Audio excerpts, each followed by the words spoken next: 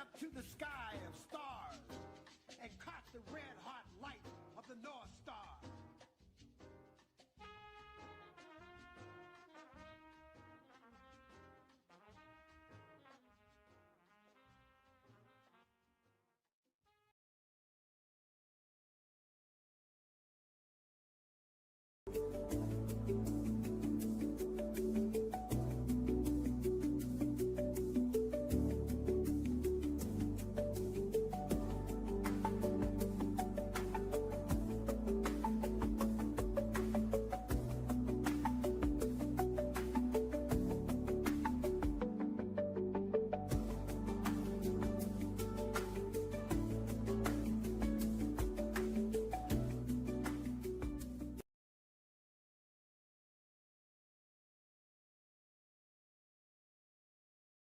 I'm back. Dr. Wilmer Leon here. What's happening in America?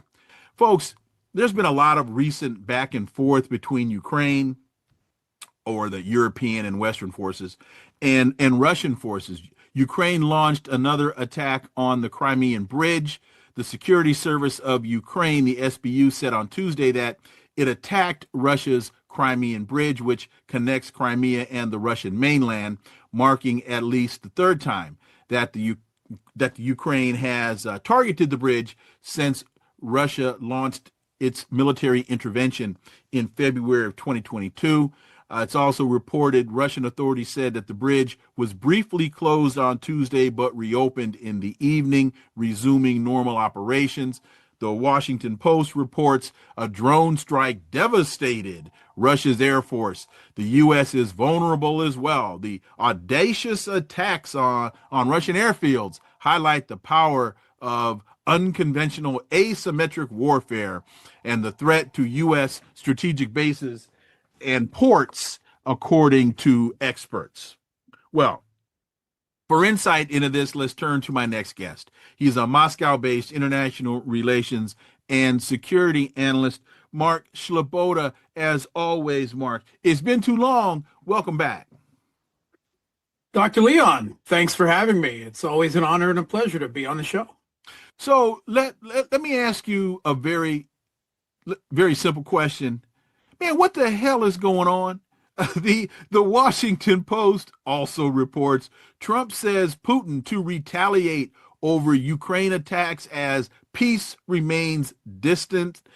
Ukraine's President Zelensky rejected Russian terms to end the war, while Putin dismissed any meetings with what he called a terrorist regime. And again, I want to go back to this Washington Post report about the devastating impact that these drone strikes have had on the Russian Air Force. Mark Sleboda, what's going on? Okay, so first of all, I have to say that so there were three big escalations against Russia in the last week. And I believe that at least in part, the intention of this was to try to force Russia to a unconditional ceasefire that Trump has been demanding, which is to say an end of this proxy conflict on Russia on U.S. terms, despite the fact that Russia is winning decisively and ever steamrolling on the battlefield, at least at the pace that we have become accustomed to with this type of war of attrition that is essentially a U.S.-led NATO proxy war on Russia. The first attack were actually the blowing up of some bridges in the Kursk and Belgorod regions of Russia. Now, blowing up of bridges is a legitimate military target. Mm-hmm. Both sides have blown up dozens of bridges in this conflict, right? Anything, that has dual use, and these bridges certainly were being used to provide logistics to Russia's new front operations in the Sumy region. The Sumy region is in the north of Ukraine, so the North Ukraine-Russia border. If you will remember, the Kiev regime launched an ill-fated fool's crusade incursion into Kursk last year. They have that has been completely defeated and pushed out, and now, well, Russia has a large number of military forces right there, and they're just going right into across the Ukrainian border into the Sumy region, and they are creating a buffer zone there to push the Kiev regime forces back. One, out of range of launching any further incursions on the ground into Kursk or Bryansk or Belgorod, but also to push the Kiev regime's long-range drone strikes further back, because it is from the area of the Sumy border area where they are launched the long range towards Moscow. And also several vital military industrial complex areas in central Russia, south central Russia, like Kazan and the like. If they're pushed back forth out of Sumy, then it will become much harder to conduct those type of long range drone attacks. However, one of those bridges that was detonated was timed precisely to detonate while a civilian train was passing the bridge. And there were quite a number of civilian deaths, including of children. The Russian government is openly calling this a terror attack, right? Destruction of a bridge? Not. Destruction of a bridge with a civilian train, going overhead at just that time? Yes, that is a terror attack. And for the first time, Putin angrily, at a meeting that was being televised, referred that the regime in Kiev that seized power with U.S. assistance in the country back in 2014 is becoming a terrorist organization, which leads the possibility that Russia could reclassify the special military operation, which is the Russian equivalent of saying an intervention, right, rather than an invasion, but that has legal consequences and consequences for what the Russian government can and can't do militarily. If it's reclassified as a terrorist terrorist operation, anti-terror operation, that changes some things. Like, for instance, the Kiev regime's leadership can be targeted then. So that's significant. And Russia is also saying, why are we even talking to them? Who negotiates with terrorists? So the Russian government is very happy. Just real quick. Yeah. I want to reiterate. So people need to understand there are rules here, and there are rules of engagement that are being followed. And I think, at least by one side. That's my point. Thank you. That is it. That is it. So this is not just a madman rampaging across the tundra, trying to take over the world. There is a process that is being followed by the Russian government. I think that point is important for people to understand. So the second attack, you could say, was again an attempted attack on the Crimean Bridge, which has long since ceased to have any military use. It is, however, a symbol of the Crimean people, of which full disclosure, my wife is one, rejoining Russia. And there has long been a desire to destroy that physical linkage and symbol. They used maritime drones, possibly submersible drones as well. They were stopped well short. They did manage to blow up one layer of the protective barriers, buoys and like, that was surrounding the bridge struts, and that rained some debris from those barriers down on the bridge, which caused it to be shut down. But that was only for a few hours. There was no actual damage to the bridge. And by the way, those bridges that were blown up in Bryansk and the Kursk region have already been rebuilt. Russian military engineers are very fast. They were rebuilt within 24 hours.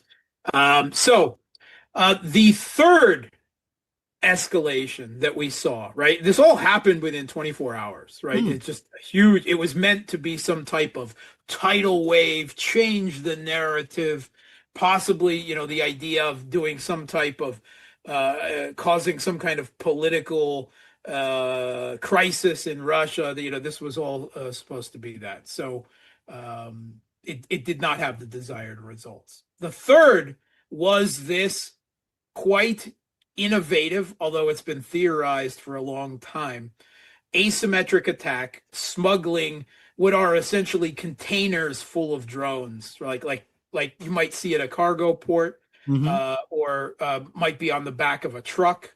In fact, I believe that at least some of these were like little tiny rectangular modular homes.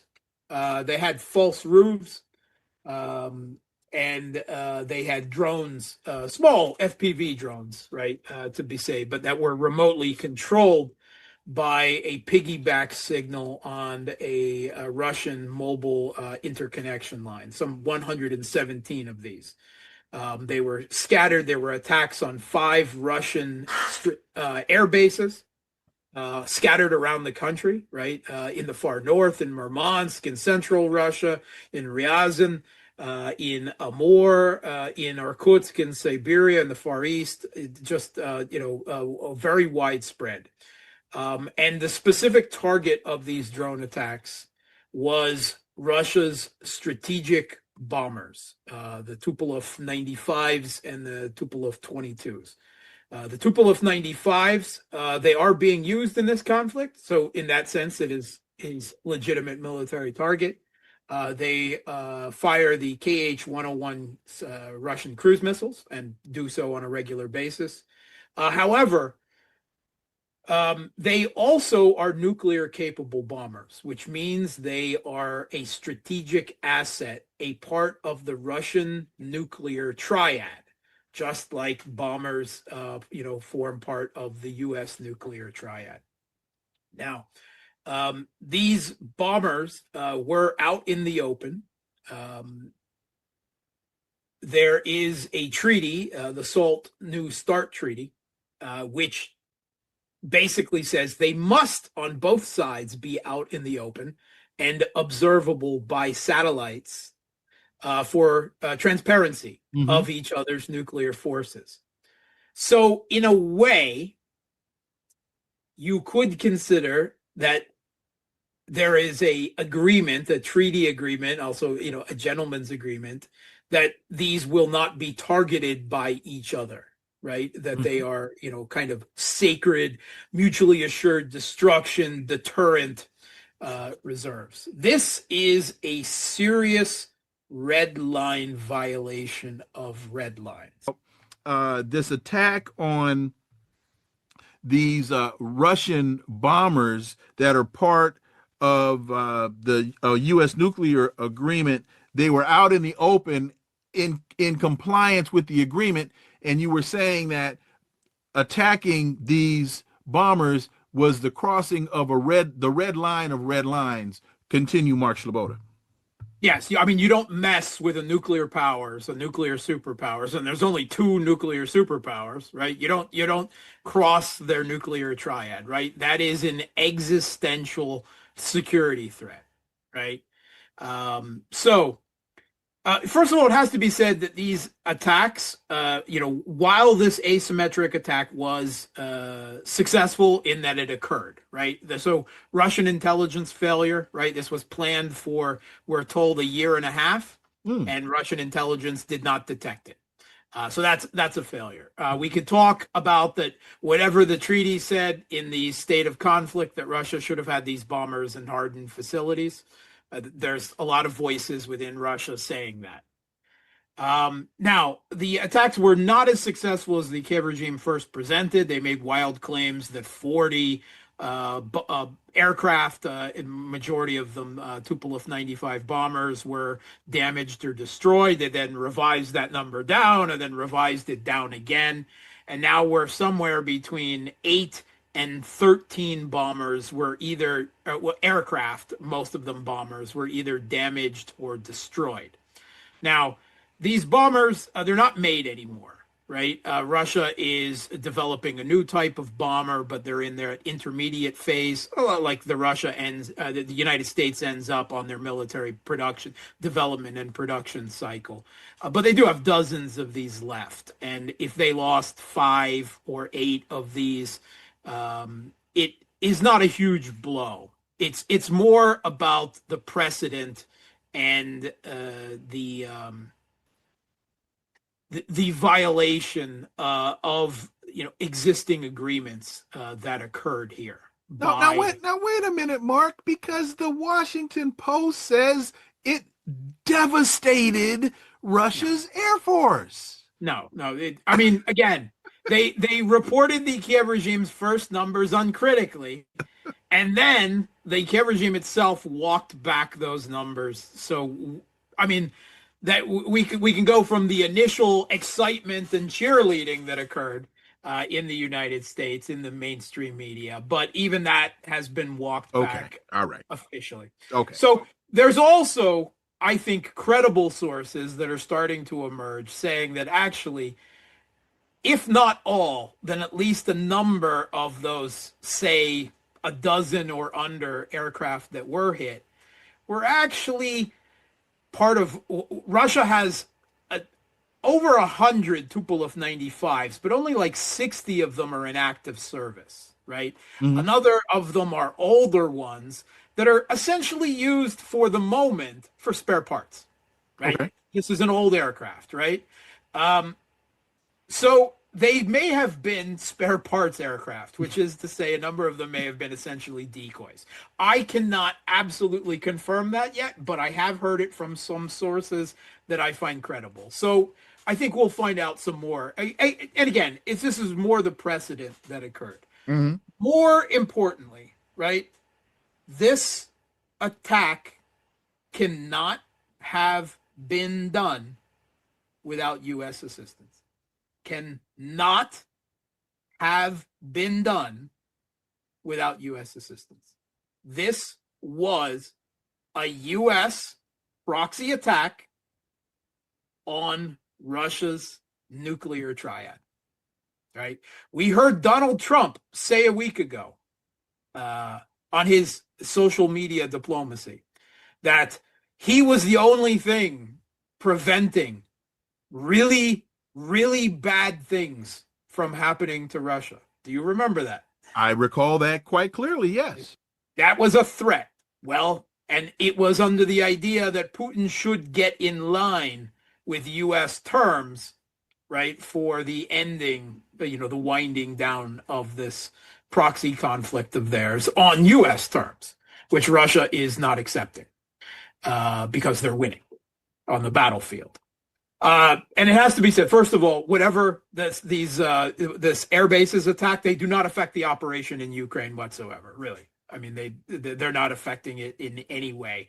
So this is again more about almost a political strike than it is an actual any attempt to hinder Russia's military operation in Ukraine.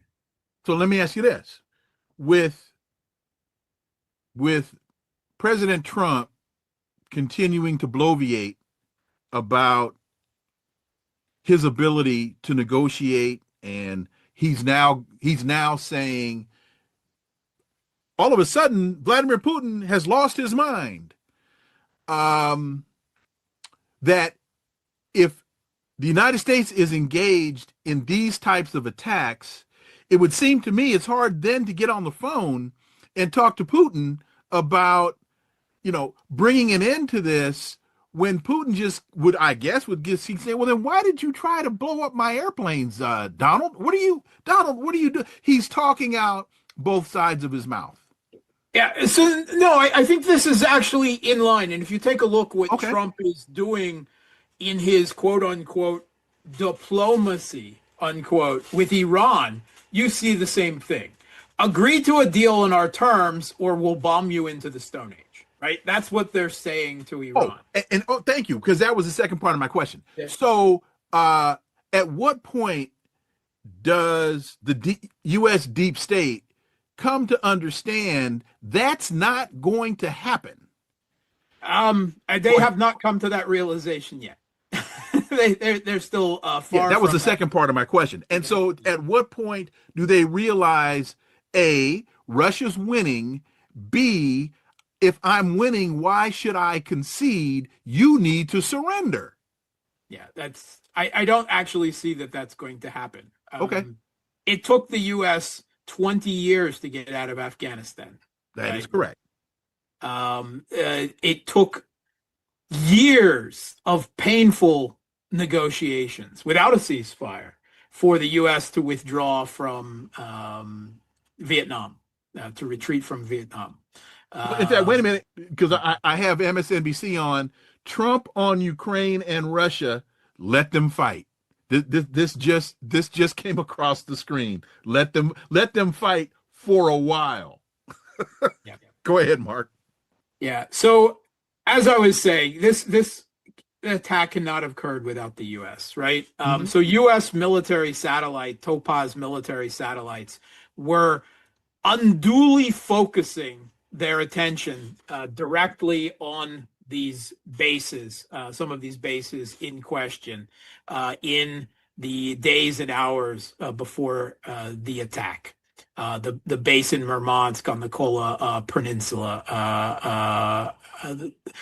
So there was heavy satellite. There was also U.S. and other NATO reconnaissance planes involved, both on Russia's borders, very active, both during the attacks on the Crimean Bridge and during these airbase attacks.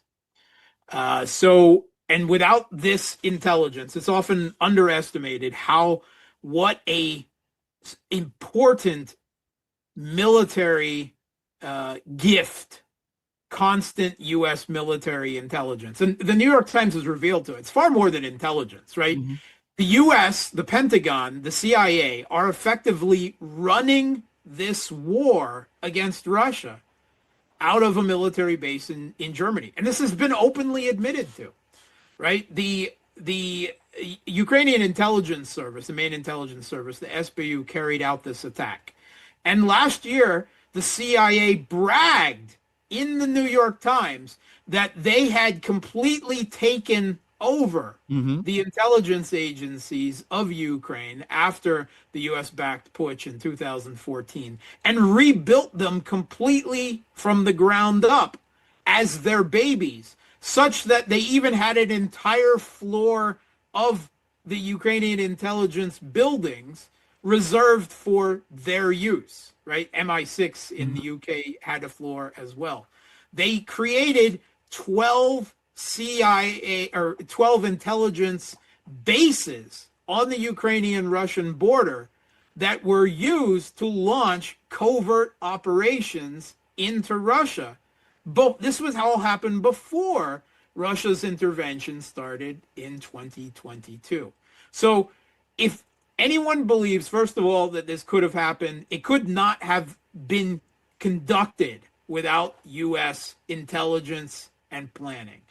And let's for theory's sake, say that it could be, the U.S. could not have not known about it, right? They have complete control of the Kiev regime's intelligence agencies. There's no way that the Kiev regime planned this for a year and a half and U.S. intelligence wasn't, at the very least, aware of this. So I believe this is a dramatic new escalation by the United States against Russia, done under this fictitious guise of a diplomatic push, which is it is diplomatic in that it is the Trump style art of the deal, mafia leg breaking type of diplomacy, right? You either agree to what I say or I break your leg and burn down your cousin's house, right? This is what is happening right now. And Russia is not of course, going to bow to this. They're winning on the battlefield. They're not going to, give up their objectives, their national interests, right? That they have bled so much blood and treasure for in this because Trump is playing mafia diplomacy. They will respond. Maybe not. I think almost certainly they won't respond directly to the United States or even to U.S. military assets outside of Ukraine. But I think that we're probably going to see a missile barrage, the scale of which we have not seen yet in this conflict. Oh, my God. On Ukraine, almost certainly to include Russia's new, reportedly, unstoppable hypersonic ballistic missile, the Oreshnik. Let me stop you there, ladies and gentlemen. That's a frightening development. Based upon it, as long as you and I have been talking about this, we've been talking about this for a couple of years. When you say that we could very well see a missile escalation, man, that's an incredibly sobering bit of analysis because, based upon what we've seen up to this point, man, if they escalate, that's tough to understand based upon the deluge of artillery and missiles we've been seeing up to this point. Mark Sleboda. Yeah, I'm about to scare you a lot more. Please do. Thank you. Okay, because I'm going to explain to you why this is another Cuban Missile Crisis moment. Because the Russian government understands that the U.S. government was behind this, right? That this could not have been done without active U.S. assistance. This was an attack on Russia's nuclear triad, deep inside Russia using asymmetric warfare. That while only partially successful, was enough of a crossing of red lines that necessitates a response. Wait a minute. Quickly explain why this is asymmetric. Why it's asymmetric is because it's not occurring on the battlefield, right? Okay. This is a clever innovation. It's actually been theorized for a long time, right? Any cargo container port in the world has the potential for, to have attacks of this sort, right? Drones or missiles flying out of cargo containers and attacking. This was well behind the front lines, deep inside Russia at air bases, some of which weren't even involved in this, the intervention at all. And again, it targeted not so much, yes, some of these bombers could have been used to fire cruise missiles, but openly, much more so, it's an attack on Russia's strategic deterrent. Okay. On their nuclear triad. Now, Russia understands that this could not have been done without U.S. knowledge, almost 100% knowledge, and almost certainly assistance. Now, a year ago, just actually last May, there was another earlier attack on Russia's strategic assets. There was a Kiev regime drone attack on an early warning missile radar, right? Part of Russia's ability to detect incoming nuclear strikes in Voronezh, right? That did some superficial damage to the radar. But again, it was an attack on Russia's strategic assets. Russia at that time did not, they voiced what a serious matter this was, and then they revised their nuclear use doctrine. Mm-hmm. And one of the ways they revised it is, to allow the conditions for allowing the use of nuclear weapons. They said that an attack by a third non-nuclear country, read the Kiev regime in Ukraine, a significant attack on Russia, particularly on Russia's strategic assets, if it is determined to be assisted by a nuclear country, the United States, then Russia will consider that an attack by the nuclear power on them. And that authorizes the use of nuclear weapons in response. Now, that is exactly what has just happened in a big and spectacular way. There are going to be, in the past 48 hours, there have been Russian generals and Russian strategists talking to Putin, telling him that he must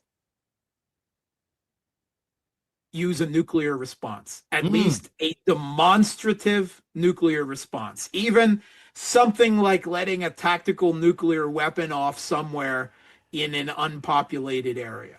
Why? Because otherwise, Russia's nuclear doctrine, their red lines for an attack by the other nuclear superpower on their nuclear triad, will be revealed as weak. It will be read as weakness, that they don't enforce their own red lines, not even on their strategic assets.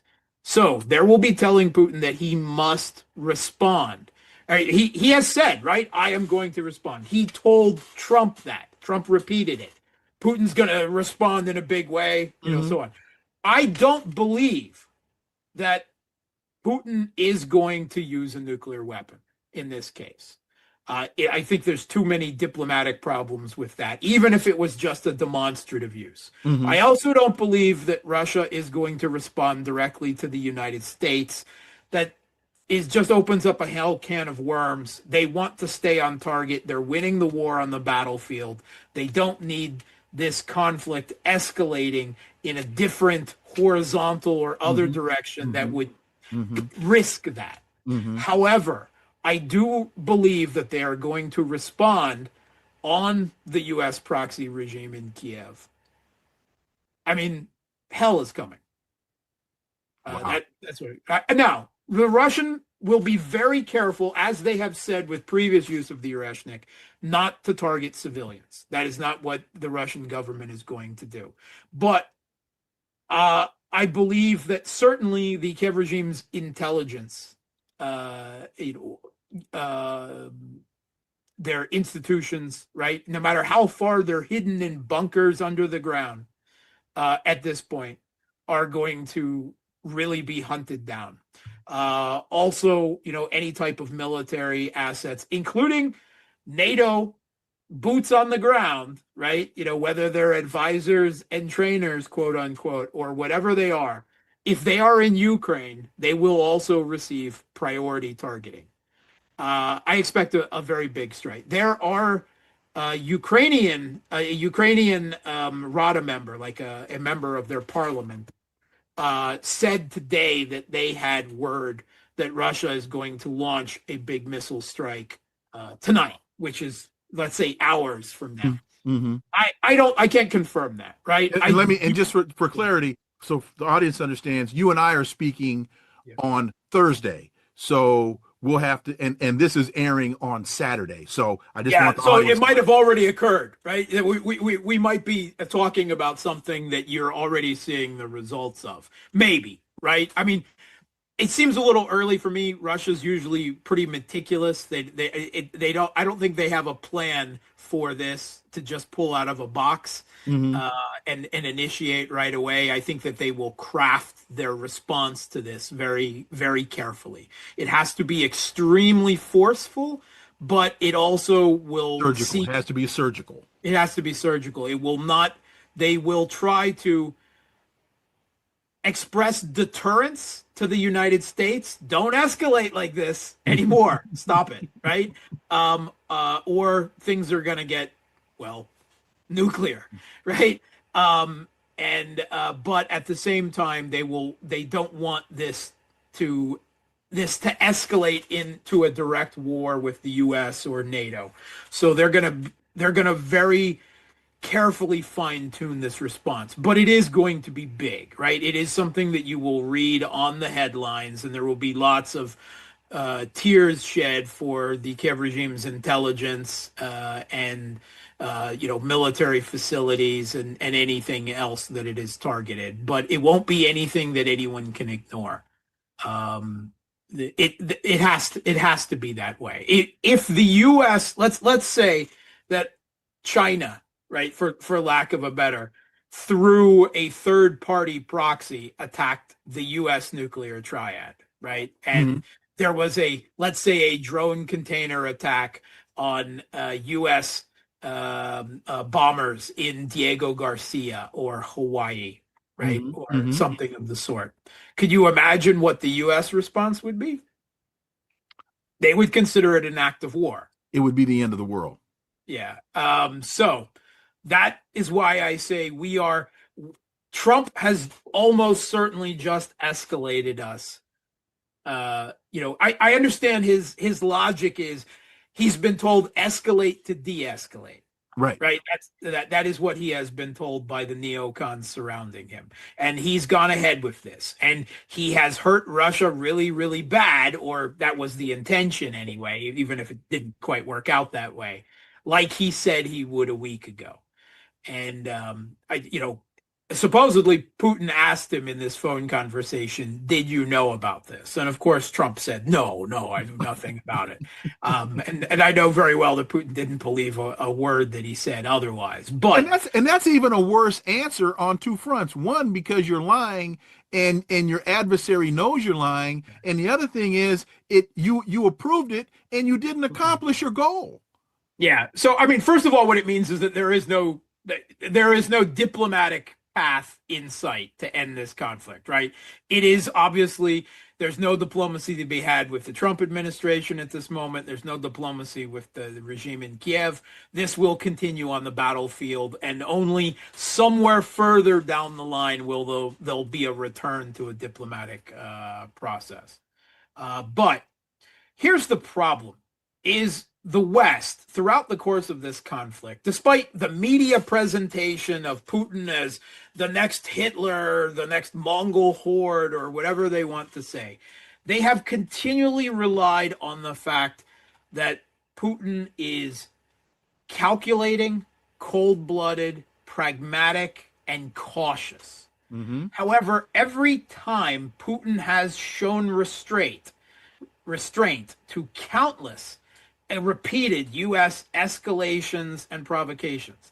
I remember back when Joe Biden said that giving tanks and F-16s and artillery to the Kiev regime would be World War III, right? I remember that, right? We were well past that point now. Every time Putin shows restraint, it is read by weakness in Washington, D.C. Yes. And the only thing they understand is strength. However, Putin wants to avoid World War III, and I believe that the evil masterminds, right, in the U.S. National Security Council, the CIA and the like, they are counting on the fact that Putin is more cautious and restrained, and therefore they continually have more room to escalate and provoke. We could go another hour, but let me ask this question. The Wall Street Journal is reporting U.S. is redirecting critical anti-drone technology from Ukraine to U.S. forces. Okay. So a couple of weeks ago, in fact, when Zelensky got that beat down in the White House from Trump, Zelensky left and went directly to London, I believe, to the open arms of Keir Starmer. And I was watching this exchange, and I'm trying to figure out, well, why is Europe, and then subsequent to that, you had all of this dialogue about Europe pouring more money and pouring more weapons into NATO, through NATO into Ukraine. And so I keep asking myself, what the hell are they doing? Why is it that they are pursuing this path? And then somebody said to me, well, Wilmer, it's because they see the United States pivoting to China, And Europe is afraid that the United States is going to abandon the Ukraine effort and that Europe now has to pick up the slack that the United States is creating. Was there any validity to that thought then? And is that having an impact now? Yeah, sure. I believe that the Trump administration wants to shut down the conflict in Ukraine.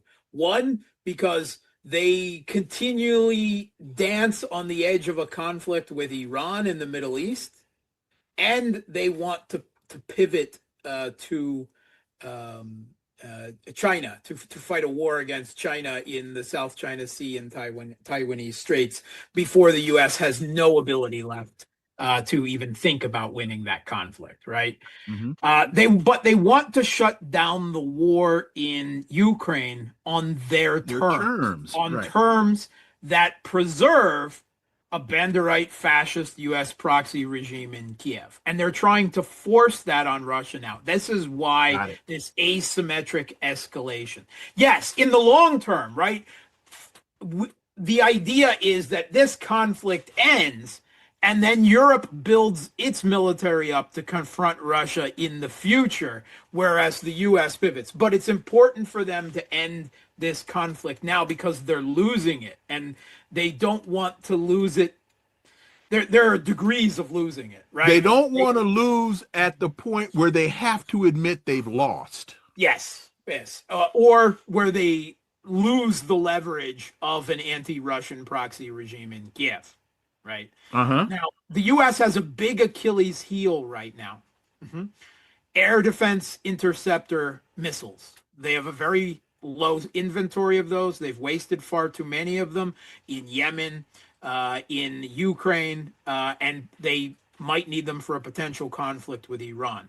This is why they're withdrawing drone defense assets to the United States, because they're scared. Right? They've got too many potential conflicts right now. That's why it's so important for them to end this one.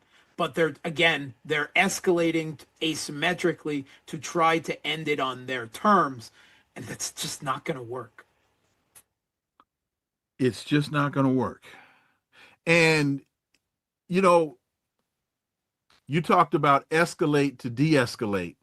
And just really quickly, and also the point that Russia has said they're not in their response going to target civilian targets.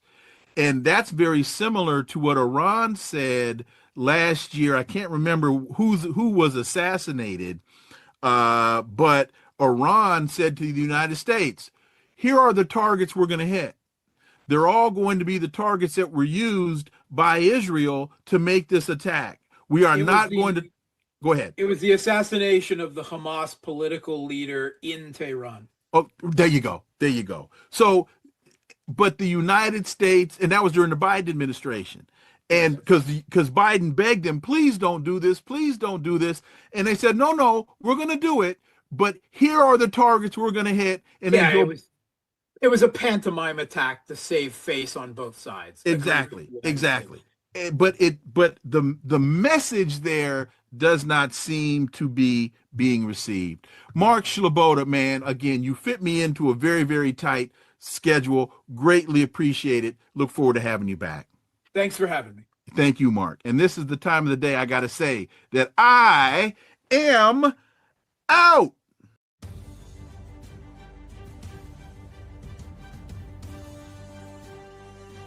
Connecting the Dots with Dr. Wilmer Leon, where the analysis of politics, culture, and history converge.